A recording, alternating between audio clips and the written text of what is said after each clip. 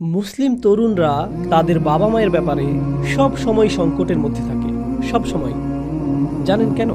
কারণ আমাদের ধর্ম বলেছে আপনাকে বাবা মায়ের প্রতি সবচেয়ে ভালো হতে হবে। উফ শব্দটি করবেন না।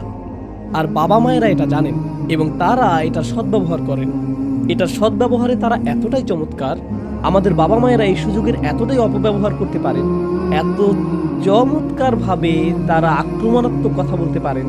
আমি দোয়া করি আপনাদের বাবা মায়েরা আপনাদের প্রতি সদয় হন এবং আল্লাহ আমাদের বাবা মায়েদেরকে ক্ষমা করুন এবং উত্তম প্রতিদান দিন। কিন্তু আমাদের বাবা মায়েরা কখনো কখনো প্রচণ্ড নির্দয়, প্রচণ্ড দয়াহীন হয়ে যান। কেন? কারণ তারা জানেন আপনি তর্ক করতে পারবেন না, কারণ আপনার ধর্ম আপনাকে তর্ক করতে বারণ করে। আপনি চলে যেতে পারবেন না, কারণ আপনি আল্লাহর দাস। আর তারা এটাকে মিলিয়ে ফেলে ভাবেন যে আপনি তাদের দাস। প্রতিটি মানুষই মর্যাদা পাওয়ার যোগ্য। প্রতিটি মানুষ। বাবা মায়েরা যেমন এর অন্তর্ভুক্ত, তেমনি সন্তানরাও এর অন্তর্ভুক্ত। যখন আল্লাহ বলেছেন বাবা মায়েদের প্রতি সবচেয়ে ভালো হতে, বাবা মায়েদের প্রতি সবচেয়ে ভালো হওয়া উফ শব্দটিও না বলার অর্থ এটা না যে আপনি তাদেরকে অন্যায় করতে দিবেন। এই আয়াতগুলো হলো আপনার বাবা মায়ের সেবা করা সম্পর্কে এবং তাদেরকে এরকম অনুভব করতে না দেওয়ার জন্য যে তারা বোঝায় পরিণত হয়েছেন। কিন্তু এই আয়াতগুলো এজন্য না যে যখন তারা কোনো অন্যায় করেন তখন আপনি কিছু না বলে চুপচাপ থাকবেন। প্রকৃতপক্ষে কোরআনের অন্যান্য স্থানে আল্লাহ বলেছেন, ওয়া ইন জাহাদাকা আলা আন তুশরিকা বিমা লাইসা লাকা বিহি ইলম ফালা তুতিহুমা ওয়া সাহিবুহুমা ফিদ দুনিয়া মারুফা। আমার মতে এটা ইসলামের সবচেয়ে কঠিন শিক্ষা, এমনকি জিহাদ করার চেয়েও কঠিন। এটা ইসলামের সবচেয়ে কঠিন শিক্ষা। মনোযোগ দিয়ে শুনুন। আল্লাহ বলছেন, যদি তারা তোমার বিরুদ্ধে প্রচেষ্টা চালায় আল্লাহর পাশাপাশি অন্য কোনো শরীক নির্ধারণের জন্য, যার সম্পর্কে তারাও জানে না, আর অবশ্যই আপনার বাবা মা হিন্দু নন, তারা মুসলিম, তারা আল্লাহর পাশাপাশি অন্য কোনো শরীক নির্ধারণ করছেন না, কিন্তু তারা একটি কর্তৃত্ব তৈরি করতে চান আল্লাহর কর্তৃত্বের পাশাপাশি। তারা আল্লাহর হালাল হারামের উপর নতুন হালাল হারাম তৈরি করতে চান। এটা কি আল্লাহর পাশাপাশি শরীক নির্ধারণ নয়? এটা কি একটা কর্তৃত্ব প্রতিষ্ঠা নয়? তাদের বিবেচনায় চূড়ান্ত কর্তৃত্ব হলো আমাদের সংস্কৃতি, চূড়ান্ত কর্তৃত্ব হলাম আমি। কোরআন কি বলছে তা চূড়ান্ত কর্তৃত্ব নয়। রাসূল সাল্লাল্লাহু আলাইহি ওয়াসাল্লাম কি বলছেন তা চূড়ান্ত কর্তৃত্ব নয়। আমি তোমাকে যা বলছি তাই চূড়ান্ত কর্তৃত্ব। আর আল্লাহ কি বলছেন? ফালা তুতিহুমা, আনুগত্য করবে না, তাদের আনুগত্য করবে না। ইব্রাহিম আলাইহিস সালাম তিনিও একজন সন্তান ছিলেন। বাবা মায়ের প্রতি সবচেয়ে ভালো হতে হবে এই নির্দেশনাটি সর্বদাই ছিল। তো ইব্রাহিম আলাইহিস সালামের উপরও এই নির্দেশনা প্রযোজ্য ছিল। আর তিনি তার বাবার কাছে গিয়ে বললেন, ক্বাদ জাআনি মিনাল ইলম মা লাম ইয়াতিকুম ফাত্তাবি'নি আহদিকা সিরাতান সাওয়িয়্যা। অর্থাৎ আমার কাছে এমন জ্ঞান এসেছে যা আপনার কাছে আসেনি। আপনার উচিত আমাকে অনুসরণ করা। এক্ষেত্রে আপনার উচিত আমাকে অনুসরণ করা। আমি শিশুদেরকে একটা উদাহরণ দিয়ে থাকি, মনোযোগ দিয়ে শুনুন।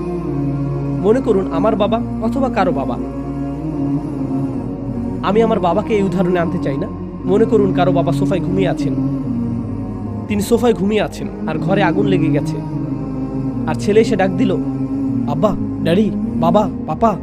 আর তিনি বললেন, হে, সারাদিন কাজ করে আমি ক্লান্ত।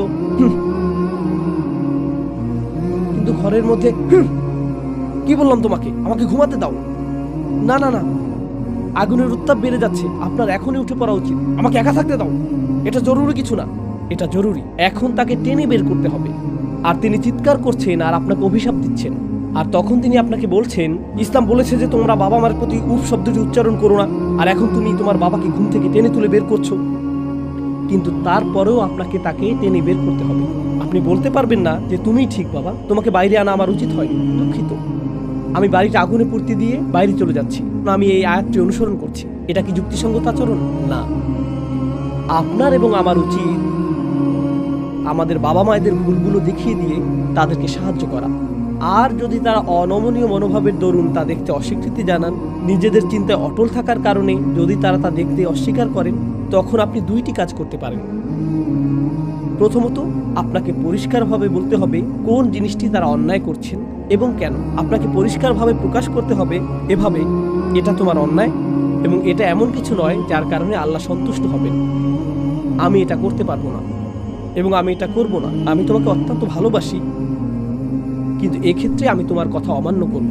আমি তোমার পা মাসাজ করে দিব, আর তুমি প্রয়োজনে তোমার জুতা দিয়ে আমাকে আঘাত করো, কিন্তু তারপরেও আমি তোমার কথা অমান্য করব। কারণ আল্লাহ বলেছেন, অসহিবুহুমা ফিদ দুনিয়া মারুফা, অর্থাৎ একই সাথে যথাযথভাবে তাদের সঙ্গ দাও। এটা ইসলামের সবচেয়ে কঠিন নির্দেশনা। কেন? কারণ আপনি তাদেরকে রাগান্বিত করছেন এবং তারপরেও তাদের সঙ্গ দিচ্ছেন, দুইটি একই সাথে। আর আপনি আপনার অবস্থানে অনড় থাকবেন। তারা আপনাকে লজ্জিত করতে পারেন, আর আপনার অধিকার আছে আত্মপক্ষ সমর্থনের।